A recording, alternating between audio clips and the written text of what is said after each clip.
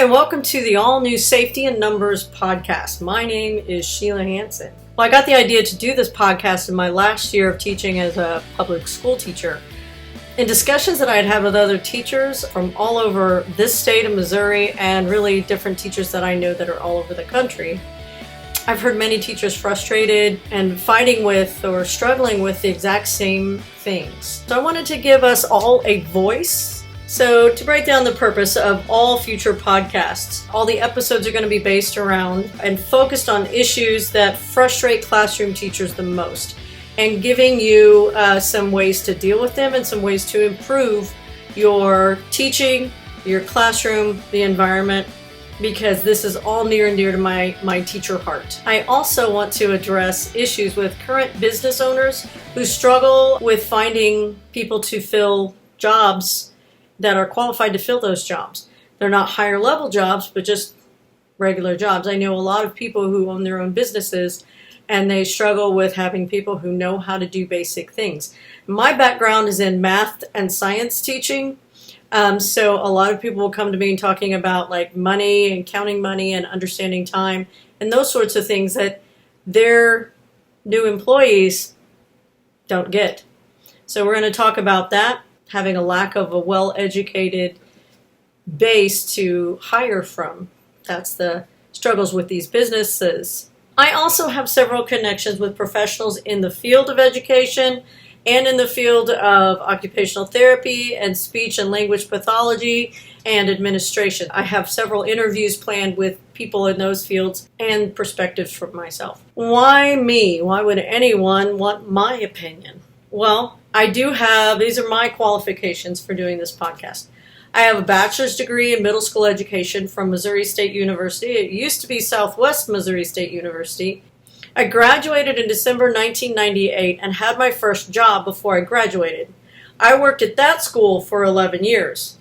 While I was there, I earned my master's degree in education in quality schools from Graceland University in Iowa. The program was designed by Dr. William Glasser, and his choice theory books and his quality school and quality teacher, quality classroom, all of those books are excellent, and I would recommend reading all of those. So I took his master's degree program. Everything that I learned, I used directly in my classroom at the time of my teaching. It was an incredibly educational experience. I have a lot of other certifications over my years of teaching because I've been teaching for 26 years if you include student teaching, 25 and a half full-time teaching. I have certificates in Love and Logic, in CPI, and lots of other different things. I would have to actually get my file out to see them all. I taught for 11 years, as I said, in an urban setting, and this urban setting was a school that had approximately, it was a middle school, a 6th, 7th, and 8th grade school that had approximately 600 students in the building, about 200 at each grade level, and had about 85% free and reduced lunch. It was a high poverty school. Not a lot of racial diversity. It was about 90% white and 10% all other races. There were a lot of single parent families and working parent families in which the kids were home by themselves for much of the time.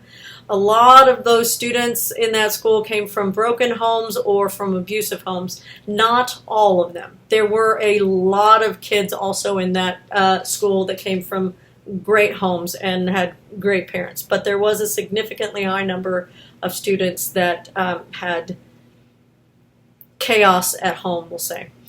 I went from working at that school to working in a rural setting. That's a difficult word to say. Rural setting.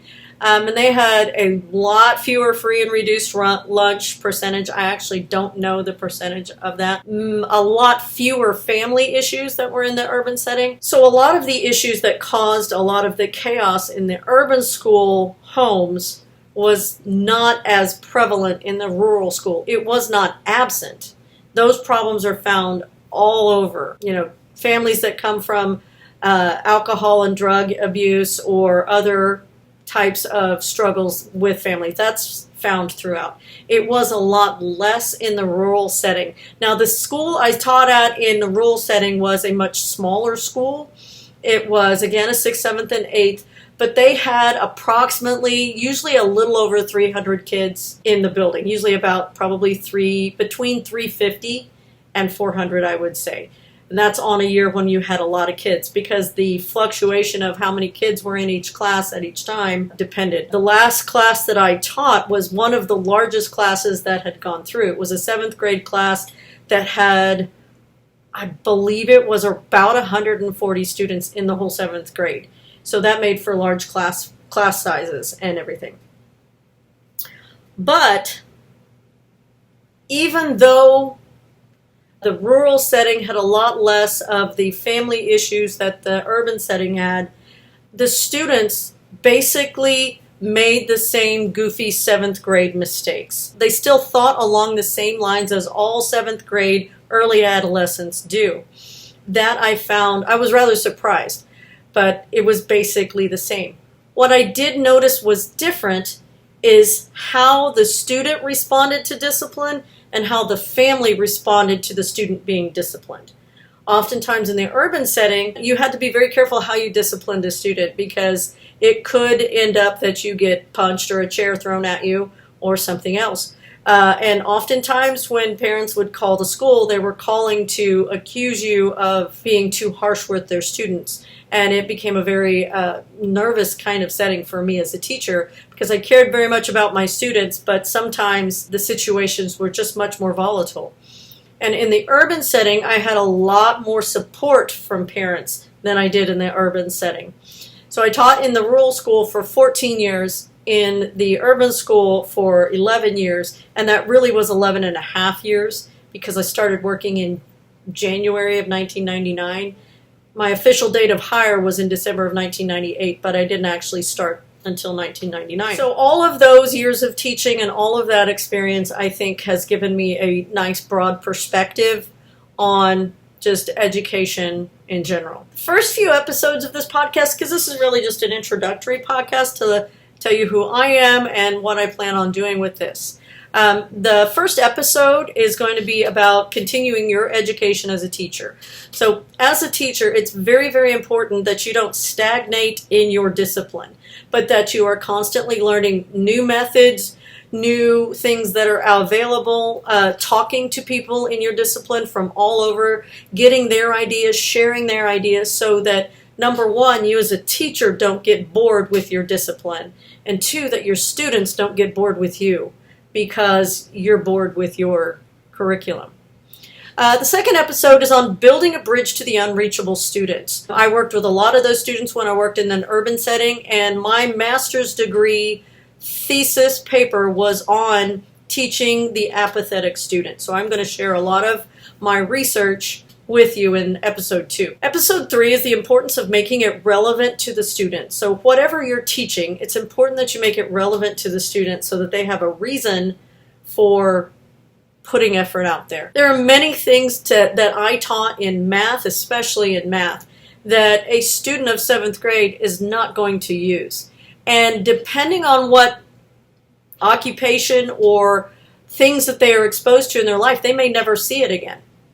Sometimes I would do some internet searches on that topic to find different ways that it is used in actual settings, like real world settings. So, and I would show it to them and discuss it with them. And I say, now, you might go into this profession, you might not go into this profession. You might be in this situation, you might not. But I don't know your future, and I don't want to limit your understanding of the world around you because I didn't know you were going to do that. So if I only taught stuff that I knew for sure my students would use, I would be limiting them in their understanding of the world around them. Those are going to be the first 3. I have several interviews lined up, one with an occupational therapist who specializes in sensory integration, and with a speech language pathologist, and with a kindergarten teacher who is also recently retired. So I'm a middle-level educator. She is obviously a younger level educator. And then I'm also going to work on getting an interview with a upper-level educator. So we can get it from all 3 perspectives. You can kind of see the flow from one level all the way up to another level. please feel free to email me or comment and let me know some of the things that you might like to see on this podcast, or if you have any questions about something that has been said on the podcast.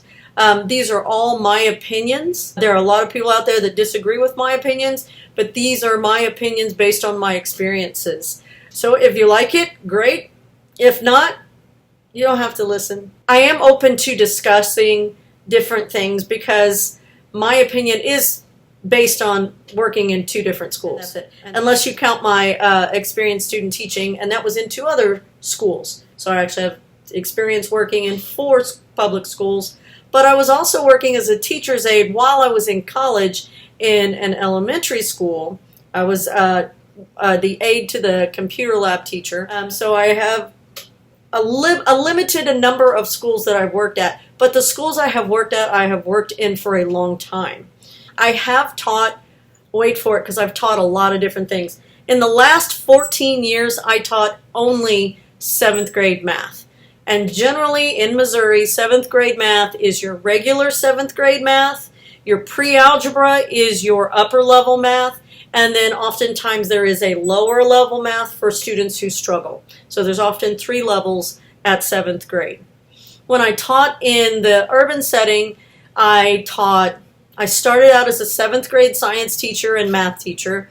I taught 7th grade Algebra 1, 7th grade regular math, 7th grade science, health, reading, 8th grade Algebra 1, 8th grade regular math, 8th grade math for students who struggle, Title I math for students who've been identified as a student who struggles but does not have an IEP. My last year in the urban school, I had 6 different preps and 7 different classes. So it was an interesting year. I taught 2 classes of at-risk students. I taught them what we called at-risk science and at-risk math, which I taught them their basic curriculum, the basic objectives for their grade level, but using some unique devices and methods for these students who had been labeled as at risk of dropping out of school for whatever reason. I can get into that in a later episode. So I hope that you enjoy what we've discussed here. I really hope that you like the idea of doing this podcast and that you will contribute. Send me your questions, send me your comments, and spread it around to all your teacher friends. Retired teacher, having fun.